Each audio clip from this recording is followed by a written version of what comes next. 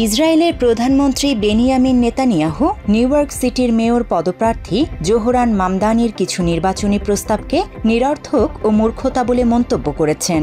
এক পডকাস্টে অংশ নিয়ে তিনি বলেন, এই ধরনের প্রস্তাব কার্যকর হলে মামদানি মেয়র হলেও এক মেয়াদও টিকতে পারবেন না। মঙ্গলবার সিএনএনের খবরে বলা হয়, দ্য ফুল সেন্ট পডকাস্টে নেতানিয়াহু গাজা যুদ্ধ, ইরান, প্রেসিডেন্ট ডোনাল্ড ট্রাম্পের খাদ্যরুচি এবং যুক্তরাষ্ট্রে ইহুদি বিদ্বেষ সহ বিভিন্ন বিষয়ে কথা বলেন। আলোচনার এক পর্যায়ে উপস্থাপক অ্যারন স্টাইনি মামদানিকে ইহুদি বিদ্বেষী বলে অভিহিত করে সে বিষয়ে নেতানিয়াহুর মতামত জানতে চান। নেতানিয়াহু মামদানির বিভিন্ন প্রস্তাব নিয়ে বলেন, আপনি পুলিশের বাজেট কমাতে চান, দোকানে ঢুকে চুরি করলে কেউ কিছু বলবে না, এটাকে আপনি ভালো সমাজ মনে করেন?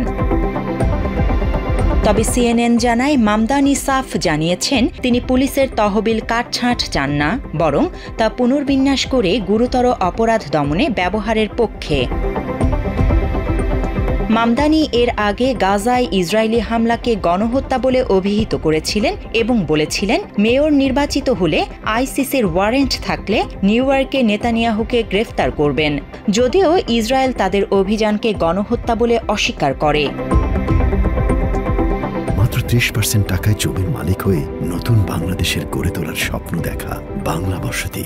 নেতানিয়াহু আরও বলেন, আপনি যদি ধনীদের ওপর বেশি কর চাপাতে চান তাহলে ব্যবসা বাণিজ্য ধ্বংস হয়ে যাবে। এসব বাস্তবতা বুঝতে না পারলে এক মেয়াদও চালানো কঠিন হবে। নিউ ইয়র্কে প্রায় 12 লাখ ইহুদি বাস করেন, যা ইসরায়েলের বাইরে সবচেয়ে বেশি। নেতানিয়াহুর এসব মন্তব্য শহরের রক্ষণশীল ইহুদিদের প্রভাবিত করতে পারে, যদিও উদারপন্থীদের কাছে তিনি জনপ্রিয় নন।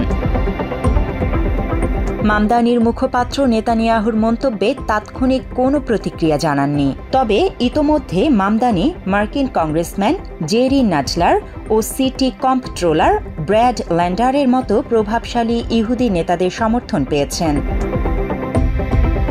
মেয়র নির্বাচনে মামদানির প্রতিদ্বন্দ্বীদের মধ্যে আছেন বর্তমান mayor Eric Adams, Republican Curtis Sliwa এবং সাবেক গভর্নর অ্যান্ড্রি কুমো।